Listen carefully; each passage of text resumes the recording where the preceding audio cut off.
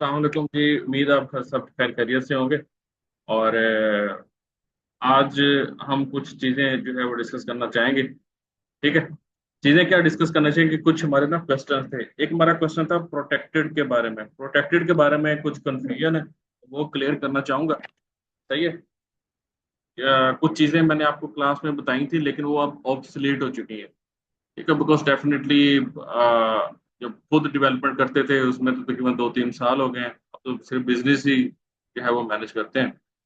तो hands on जब बंदा काम कर रहा था तो चीज़ों को बेहतर पता होता है, लेकिन अब वो चीज़ें आपको पता है जिस तरीके से एवोल्यूशन चल रही है in computer science, in programming, in tech, वो रैपिडली चीज़ें चेंज हो रही होती हैं, तो वो ऑब्सोलीट हो चुका है। ठीक है, तो वो मैं आपको बता दूंगा in specially in C hash and maybe in other languages as well. तो वो मैं आपको एक्सप्लेन कर दूंगा प्रोटेक्टेड का। दूसरा एक क्वेश्चन बच्चों का था अबाउट ओवर राइडिंग। ठीक है। ओवर राइडिंग में बच्चे ये पूछ रहे थे कि अगर क्लास ए के मेथड को क्लास बी में ओवरराइड किया, देन क्लास सी में कौन से वाला मेथड होगा? ए वाला होगा या बी वाला होगा? एक ये क्वेश्चन था। तीसरा क्वेश्चन बच्चों का था कि अगर सील्ड जो है वो ओवरराइड नहीं हो सकता तो क्या हाइड हो सकता है? इन तमाम को डिस्कस करेंगे। सही है। सबसे पहले हम आते हैं प्रोटेक्टेड पे। प्रोटेक्टेड के बारे में मैंने जो एक आपको बात बताई थी, ठीक है, जो कि कन्वेंशनली थी भी थी सही। इवन दैट आई थिंक अभी भी आप सी प्लस प्लस में करें तो ऐसे ही है कि प्रोटेक्टेड जो वेरिएबल्स हैं आपके पास। ठीक है, एक मिनट सर सर। जी जी।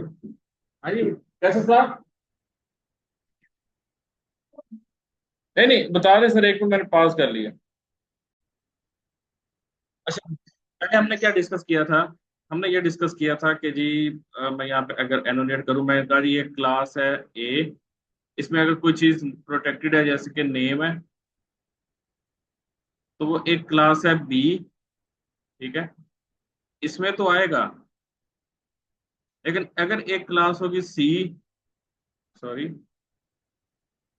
ठीक है, अगर एक और क्लास है सी, तो ये वाला नेम इस सी में नहीं आएगा। यही डिस्कस किया था। अनफॉर्चुनेटली अब वैसे समटाइम बंदा कहता है कि यार अब मैं बता चुका हूँ, मैं कैसे मना करूँ, बच्चे समझेंगे कि सर को आता नहीं है, ये वो ऐसा नहीं करना चाहिए। ठीक है, जो गलती जब हो उसकी करेक्शन करनी चाहिए, ताकि क्योंकि देखें ये भी नॉलेज जो है ये अल्लाह ताला की एक अमानत है, तो इसको एक जो है ना बड़ी जिम्मेदारी के साथ देना चाहिए, गलत बात नहीं बतानी चाहिए।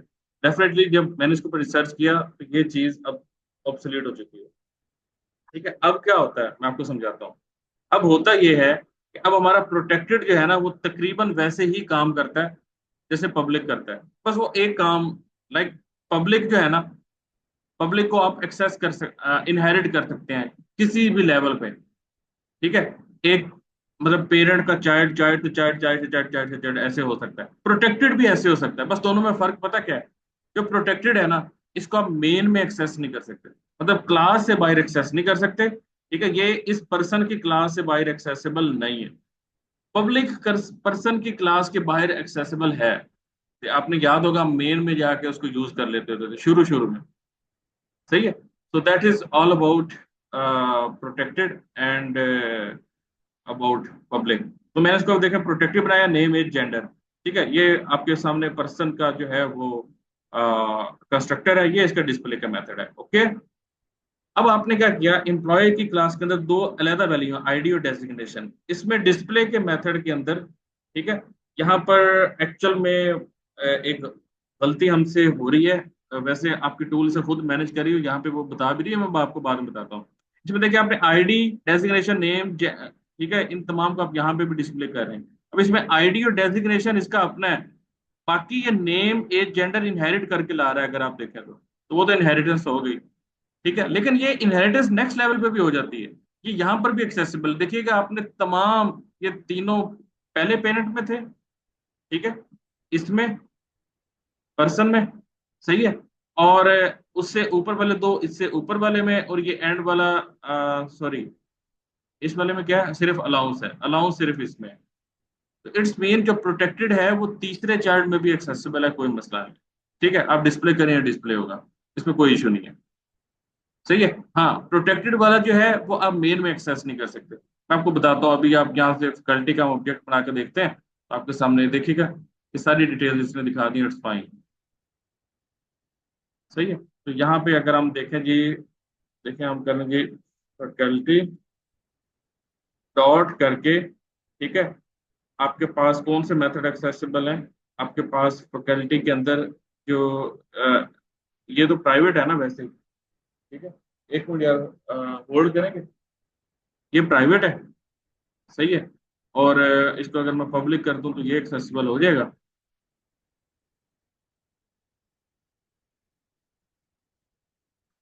ये एक्सेसिबल यहाँ पे हो जाएगा। ठीक है, फैकल्टी डॉट करके आप इसको देखें तो यहाँ पर अलाउंस आ गया। ठीक है, लेकिन जो प्रोटेक्टेड है वो यहाँ पे एक्सेसिबल नहीं है। अच्छा, अगर हम एक और काम करें, हम इस नेम को पब्लिक करते हैं।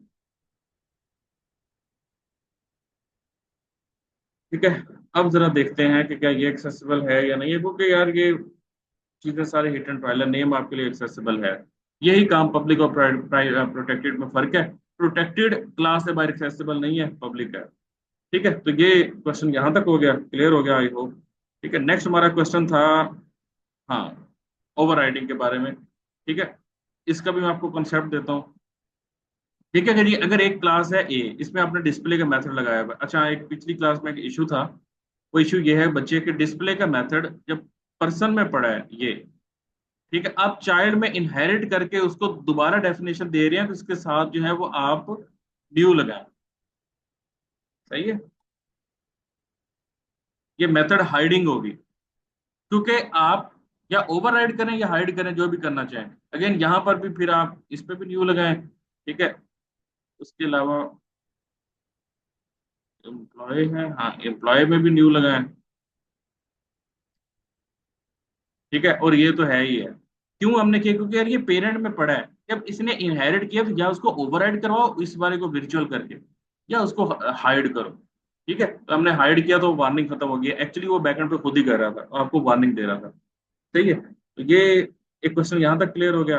अब हम आते हैं कि if this is the class ए, इसका डिस्प्ले का मेथड, इसको आके क्लास बी ने चेंज कर दिया। आपके सामने क्लास ए का डिस्प्ले है, ये क्लास बी का डिस्प्ले है। ओके, अब एक क्लास सी है, इसने बी को इनहेरिट किया है, लेकिन इसने ओवरराइड नहीं किया। तो पॉइंट इज दिस, क्या इसमें डिस्प्ले ये वाला आएगा या ये वाला आएगा? भाई इसमें मोस्ट रिसेंट कॉपी आती है, मतलब जो इसके पेरेंट के पास है, और वो ये वाली है। ओके जी, सही है। तो हम इसको डिस्प्ले करके देख भी लेते हैं क्लास सी में।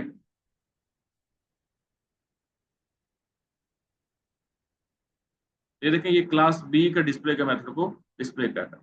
ठीक है, मोस्ट रिसेंट कॉपी आएगी। अच्छा क्वेश्चन था बच्चों का, मैंने कहा मैं आपको बता दूंगा। अच्छा, अगर हम ओवरराइड की बजाय इसको न्यू के कीवर्ड के साथ हाइड करें तो, ठीक है, पब्लिक न्यू। सही है, लेट्स सी।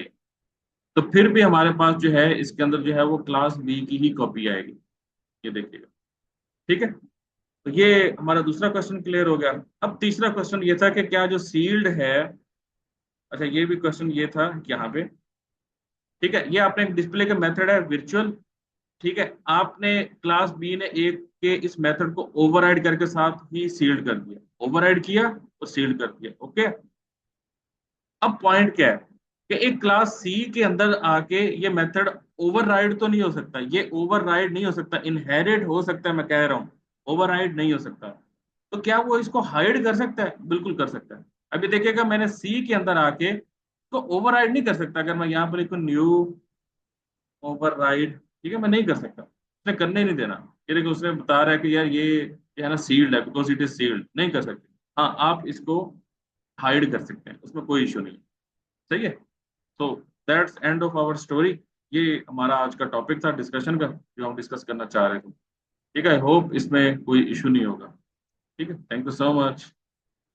ठीक है, अब आपसे ये रिक्वेस्ट है कि आपने इन तीनों जो क्वेश्चन थे, इनकी जो आपके अंडरस्टैंडिंग हुई है उसको एक पेज के ऊपर summarize in your word in English और इन रोमन उर्दू आपने लिख के सबमिट करवाना है।